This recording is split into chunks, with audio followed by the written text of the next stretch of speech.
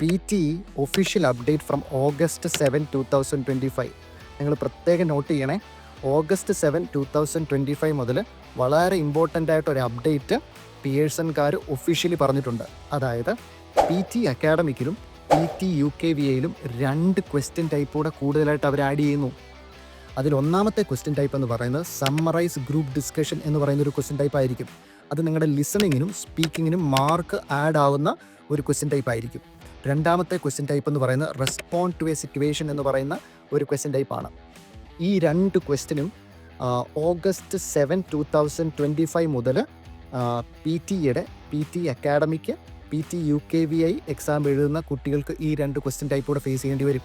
ഇനി ഈ ക്വസ്റ്റ്യൻ ടൈപ്പുകൾ എന്താണ്, എങ്ങനെ ഇത് പ്രാക്ടീസ് ചെയ്യാം, ഇതിൻ്റെ അകത്ത് ടെംപ്ലേറ്റ്സ് അവൈലബിൾ ആണോ, അങ്ങനെയൊക്കെയുള്ള കാര്യങ്ങൾ ഡീറ്റെയിൽ ആയിട്ട് ഞാൻ തുടർന്നുള്ള വീഡിയോകളിൽ പറയുന്നതായിരിക്കും.